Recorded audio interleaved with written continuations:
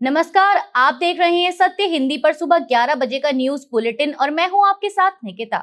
Bulletin की शुरुआत करेंगे, लेकिन उससे पहले आपको बता दें कि आप इस बुलेटिन को सत्य हिंदी के ऐप पर भी देख सकते हैं। बुलेटिन की शुरुआत करने से पहले एक नजर 5 बड़ी खबरों की हेडलाइंस पर। ट्रंप के बयानों पर इटली की प्रधानमंत्री का पलटवार, खुद की लोकप्रियता पर ध्यान दें ट्रंप। नीट यूजी 2026 का रीटेस्ट आज, परीक्षा को निष्पक्ष बनाने के लिए कड़ी तैयारी। परीक्षा से पहले धर्मेंद्र प्रधान की छात्रों से आत्मविश्वास के साथ परीक्षा देने की अपील। स्विट्जरलैंड में ईरान अमेरिका की बातचीत में शहबाज शरीफ भी होंगे शामिल। शेख हसीना की अवामी लीग की स्थापना की सालगिरह से पहले बांग्लादेश हाई अलर्ट पर। इटली की प्रधानमंत्री जॉर्जिया मेलोनी ने अमेरिकी राष्ट्रपति डोनाल्ड ट्रंप की उस टिप्पणी का एक बार फिर सोशल मीडिया पर जवाब दिया है, जिसमें उन्होंने यह दावा दोहराया था कि मेलोनी ने G7 सम्मेलन में उनके साथ तस्वीर खिंचवाने के लिए बार बार अनुरोध किया था। दरअसल अमेरिकी राष्ट्रपति ने इस बार मेलोनी की राजनीतिक लोकप्रियता पर सवाल उठाया है।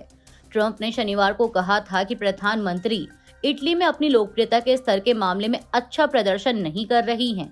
उन्होंने यह आरोप भी लगाया कि मेलोनी ने ईरान को परमाणु हथियार हासिल करने या विकसित करने से रोकने के अमेरिकी प्रयासों का समर्थन नहीं किया। वहीं इसके बाद इंस्टाग्राम पर जारी एक बयान में मेलोनी ने कहा कि ट्रंप के लगातार और बिना उकसावे के किए गए हमले बेमतलब हैं। मेलोनी ने कहा कि जहां तक मेरी लोकप्रियता का सवाल है, आपका दोस्त होना निश्चित तौर पर इसे बढ़ाने में मददगार नहीं रहा है और न ही यह आपसे मेरे संबंधों पर निर्भर करता है। उन्होंने आगे कहा कि मेरी लोकप्रियता आपकी चिंता का विषय नहीं है। मेरा सुझाव है कि आप अपनी लोकप्रियता पर ध्यान दें। नीट यूजी 2026 का रीटेस्ट आज 21 जून को देश भर में आयोजित किया जा रहा है। यह परीक्षा पहले 3 मई को हुई थी, लेकिन पेपर लीक के आरोपों के बाद उसे रद्द कर दिया गया था। नेशनल टेस्टिंग एजेंसी यानी NTA ने दावा किया है कि इस बार परीक्षा को पूरी तरह सुरक्षित और निष्पक्ष बनाने के लिए बड़े स्तर पर इंतजाम किए गए हैं। परीक्षा भारत के 551 शहरों के 5,440 केंद्रों और विदेश के 14 केंद्रों पर होगी। 22 लाख से अधिक छात्र इसमें शामिल होंगे। NTA ने 1.38 लाख से ज्यादा CCTV कैमरे, 51,000 से अधिक जैमर और AI आधारित निगरानी प्रणाली तैनात की है। हर परीक्षा कक्ष में 2 इन्विजिलेटर और बायोमेट्रिक व फेस ऑथेंटिकेशन की व्यवस्था की गई है। करीब 6,700 ऑब्जर्वर और बड़ी संख्या में सुरक्षा बल भी तैनात किए गए हैं। NTA ने छात्रों और अभिभावकों से अफवाहों पर ध्यान न देने और केवल आधिकारिक जानकारी पर भरोसा करने की अपील की है। नीट यूजी 2026 री एग्जाम से पहले केंद्रीय शिक्षा मंत्री धर्मेंद्र प्रधान ने छात्रों से शांत और आत्मविश्वास के साथ परीक्षा देने की अपील की है। उन्होंने कहा कि लगभग 22 लाख छात्र इस परीक्षा में शामिल हो रहे हैं और उन्हें किसी भी डर या चिंता के बिना अपना सर्वश्रेष्ठ प्रदर्शन करना चाहिए। धर्मेंद्र प्रधान ने NTA, राज्य सरकारों, जिला प्रशासन और देश की परीक्षा व्यवस्था पर पूरा भरोसा जताया। उन्होंने राजनीतिक नेताओं और सार्वजनिक हस्तियों से भी अपील की कि वे ऐसे बयान या गतिविधियां ना करें जिनसे छात्रों में तनाव बढ़े या उनके मानसिक स्वास्थ्य पर असर पड़े। वहीं इससे पहले लोकसभा में नेता विपक्ष राहुल गांधी ने भी शनिवार को छात्रों को शुभकामनाएं देते हुए एक्स पर कहा था कि पूरे आत्मविश्वास के साथ परीक्षा दीजिए। कुछ भी हो, मैं हमेशा आपके साथ हूं और आपकी रक्षा करता रहूंगा। सरकार से अपेक्षा है कि इस बार नीट बिना किसी गड़बड़ी के होगी। छात्र पहले ही बहुत तनाव झेल चुके हैं, अब किसी बच्चे की उम्मीद टूटने ना पाए। कॉकरोच जनता पार्टी के फाउंडर अभिजीत दिपके के नेतृत्व में जंतर मंतर पर धरना जारी है। उन्होंने आज होने वाली नीट परीक्षा के अभ्यर्थियों को बेस्ट ऑफ लक कहा है। साथ ही उनसे एग्जाम खत्म होने के बाद धरने में शामिल होने की अपील की है।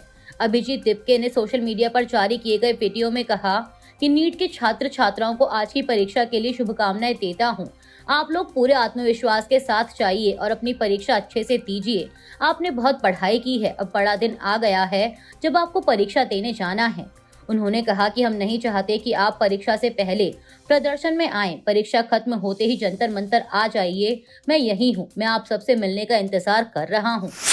दिल्ली के जंतर मंतर पर कॉकरोच जनता पार्टी यानी CJP का प्रदर्शन लगातार जारी है। पार्टी प्रमुख अभिजीत दिपके ने ऐलान किया है कि शिक्षा मंत्री धर्मेंद्र प्रधान के इस्तीफे तक वे जंतर मंतर नहीं छोड़ेंगे। शनिवार देर रात को सोशल मीडिया पर जारी एक वीडियो में उन्होंने लोगों से रविवार सुबह 9 बजे जंतर मंतर पहुंचकर आंदोलन का समर्थन करने की अपील की। दिपके ने खास तौर पर छात्रों, अभिभावकों, शिक्षकों और दिल्ली वासियों से प्रदर्शन में शामिल होने का आग्रह किया। उन्होंने कहा कि यह लड़ाई शिक्षा और अधिकारों की है और जनता के समर्थन के बिना आंदोलन सफल नहीं हो सकता। उन्होंने दावा किया कि उनकी टीम लगातार प्रदर्शन कर रही है और अब लोगों को आगे आकर साथ देना होगा।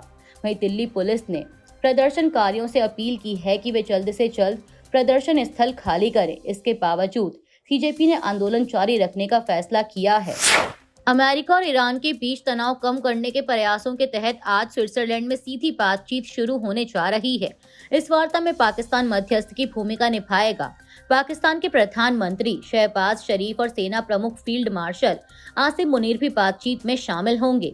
पाकिस्तान सरकार के अनुसार उसने पूरे संघर्ष के दौरान मध्यस्थ की भूमिका निभाई है और पहले भी अमेरिका ईरान वार्ता की मेजबानी कर चुका है। अमेरिकी उपराष्ट्रपति जेडी वांस भी बातचीत के लिए स्विट्जरलैंड पहुंच रहे हैं। वहीं ईरान की ओर से संसद अध्यक्ष मोहम्मद बाघेर कालिबाफ और विदेश मंत्री अब्बास अराक्ची पहले ही वहां पहुंच चुके हैं।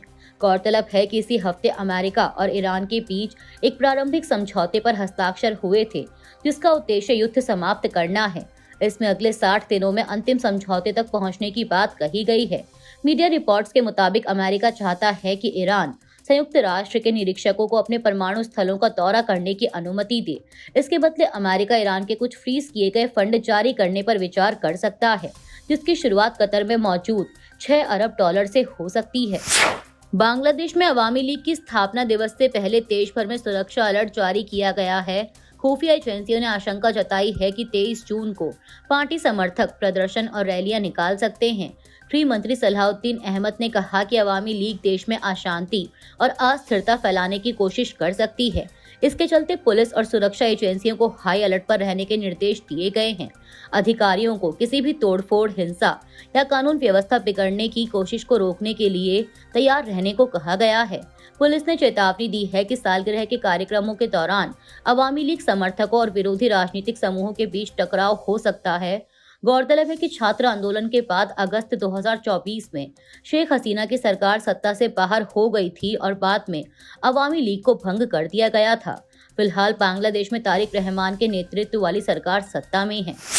प्रधानमंत्री नरेंद्र मोदी ने रविवार को कोलकाता की रेड रोड से 12वां अंतर्राष्ट्रीय योग दिवस मनाया। यहां पर उन्होंने हजारों लोगों के साथ योग किया। पीएम मोदी ने कहा कि योग हमारे शरीर को फ्लेक्सिबल बनाने में मदद करता है और हमारे एनर्जी लेवल को हाई रखता है। योग प्रोग्राम के पहले पीएम ने अपने संबोधन में कहा कि योग इंसान को लगातार आगे बढ़ने की प्रेरणा देता है। हमारा लक्ष्य होना चाहिए कि 40 साल की उम्र में हम 20 साल की उम्र से भी ज्यादा फ्लेक्सिबल हों, 50 साल की उम्र में हम 30 साल की उम्र से भी ज्यादा ऊर्जावान हों, 70 की उम्र में 50 जैसा स्वस्थ रहें। पीएम मोदी ने कहा कि नियमित योग करने से हमें अपने शरीर और मन को समझते रहने की आदत पड़ती है। जितना हम अपने बारे में जानते हैं उतना ही हम खुद को अच्छे से संभाल पाते हैं। इसी वजह से स्वस्थ उम्र बढ़ने के लिए योग का यह विषय हर उम्र के लोगों के लिए है, सिर्फ बुजुर्गों के लिए नहीं। टीएमसी के 3 बैंक अकाउंट जिनमें लगभग 440 करोड़ रुपए जमा थे, उनसे पैसे निकालने पर रोक लगा दी गई है। पुलिस के एक सीनियर अधिकारी ने पीटीआई को बताया कि प्राइवेट सेक्टर के बैंक में मौजूद इन 3 अकाउंट्स पर डेबिट फ्रीज लगा दिया गया है। इसका मतलब है कि इन पैसे को निकालना या बाहर नहीं भेजा जा सकता। हालांकि इनमें पैसे जमा किए जा सकते हैं। यह कार्रवाई पार्टी के 10 बागी विधायकों की शिकायत के बाद हुई। विधायकों ने खातों में जमा धन के स्रोत की जांच की मांग की है। शिकायत में कथित कट मनी वसूली, सार्वजनिक धन के दुरुपयोग और अन्य गैर कानूनी गतिविधियों से जुड़े फंड का आरोप लगाया गया है। यह विवाद हालिया विधानसभा चुनाव में हार के बाद पूर्व मंत्री अरूप विश्वास और विपक्ष के नेता विद्वत बनर्जी के गुटों के बीच पार्टी के संगठनात्मक और वित्तीय ढांचे पर कंट्रोल को लेकर चल रही सत्ता की लड़ाई के बीच हुआ है। यह ताजा घटनाक्रम टीएमसी के वरिष्ठ नेता अरूप विश्वास द्वारा बैंक को लिखे गए उस पत्र के कुछ दिनों बाद हुआ है, जिसमें उन्होंने अकाउंट्स की सुरक्षा और लेन देन रोकने की मांग की थी। उन्होंने कहा था कि पार्टी की जमा राशि जो 500 करोड़ रुपए से ज्यादा बताई जा रही है का तब तक इस्तेमाल नहीं किया जाना चाहिए जब तक संगठन के भीतर नेतृत्व का विवाद सुलझ ना जाए। विश्वास ने खातों के मैनेजमेंट और कंट्रोल को लेकर चिंता जताते हुए उन्हें फ्रीज करने की मांग की थी। वहीं बागी विधायकों ने अब फंड के सोर्स की आपराधिक जांच की मांग की है। इस बीच ममता के करीबी विधायक कुणाल घोष ने कहा कि विश्वास अब कोषाध्यक्ष के पद पर नहीं है और उन्हें पार्टी की ओर से वित्तीय मामलों पर बोलने का कोई अधिकार नहीं है। कांग्रेस सांसद शशि थरूर और उनकी पार्टी के बीच एक बार फिर मतभेद खुलकर सामने आ गए हैं। विवाद तब बढ़ा जब थरूर ने G7 शिखर सम्मेलन में भारतीय नाविकों की सुरक्षा के मुद्दे पर प्रधानमंत्री नरेंद्र मोदी के रुख की सराहना की। कांग्रेस नेता पवन खेड़ा ने इस पर तंज कसते हुए कहा कि थरूर शायद वो बातें भी सुन लेते हैं जो पीएम मोदी ने कही ही नहीं। जवाब में शशि थरूर ने कहा कि उन्होंने केवल मीडिया में प्रकाशित रिपोर्टों का हवाला दिया था और किसी बयान को तोड़ मरोड़ कर पेश नहीं किया। शशि थरूर ने दोहराया कि युद्ध के दौरान नागरिक नाविकों को निशाना नहीं बनाया जाना चाहिए और पीएम मोदी ने यही संदेश दिया था। वहीं बीजेपी ने शशि थरूर के बयान को पीएम मोदी की कूटनीति की तारीफ बताया है। मिडिल ईस्ट में तनाव के बीच अमेरिकी राष्ट्रपति डोनाल्ड ट्रंप ने बड़ा ऐलान किया है। ट्रंप ने कहा है कि युद्ध विराम यानी सीज फायर के दौरान अगले 60 दिनों तक होर्मुज स्ट्रेट से गुजरने वाले जहाजों पर कोई टोल नहीं लगाया जाएगा। उन्होंने यह भी कहा कि 60 दिन के बाद भी टोल नहीं लगेगा जब तक अमेरिका इसकी जरूरत ना समझे। ट्रंप का यह बयान ऐसे समय आया है जब ईरान के खातम अल अंबिया मुख्यालय और IRGC नौसेना ने दावा किया है कि होर्मुज स्ट्रेट को सभी जहाजों के लिए बंद कर दिया गया है। ईरान ने इसका कारण अमेरिका और इसराइल पर युद्ध विराम उल्लंघन के आरोपों को बताया है। वहीं दूसरी ओर अमेरिका ने इस दावे का खंडन किया था। अमेरिकी उपराष्ट्रपति JD वांस ने फॉक्स न्यूज से कहा कि होर्मुज स्ट्रेट पूरी तरह खुला हुआ है। वांस ने कहा कि हमें ऐसा कोई सबूत नहीं मिला कि ईरानियों ने अब भी होर्मुज स्ट्रेट को बंद कर रखा है। ब्रिटेन की राजनीति में बड़ा घटनाक्रम सामने आया है। ऑब्जर्वर अखबार की रिपोर्ट के अनुसार प्रधानमंत्री कियर स्टारमर सोमवार को अपने इस्तीफे और पद छोड़ने की समय सीमा का ऐलान कर सकते हैं।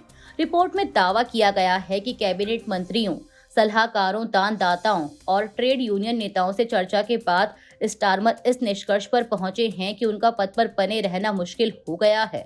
बताया गया है कि उन्होंने अंतिम फैसला लेने से पहले रेजिडेंस चेकर्स में पत्नी से भी चर्चा की। हालांकि डाउनिंग स्ट्रीट ने अभी तक किसी इस्तीफे की पुष्टि नहीं की है। सरकार के एक सूत्र ने कहा कि स्टारमर फिलहाल अपने काम पर ध्यान दे रहे हैं। इस बीच ब्लूमबर्ग की रिपोर्ट में दावा किया गया कि लेबर पार्टी के कई वरिष्ठ नेता एंडी बर्नहम को भविष्य का प्रधानमंत्री मान रहे हैं। हालांकि बर्नहम ने अभी नेतृत्व के लिए कोई औपचारिक चुनौती पेश नहीं की। अभी के लिए इस बुलेटिन में सिर्फ इतना ही। दोपहर 2 बजे फिर हाजिर होंगे देश दुनिया की तमाम बड़ी खबरों के साथ। तब तक के लिए देखते रहिए सत्य हिंदी। नमस्कार।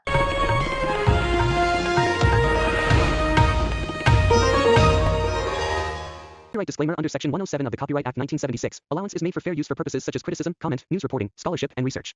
Fair use is a use permitted by copyright statute that might otherwise be infringing.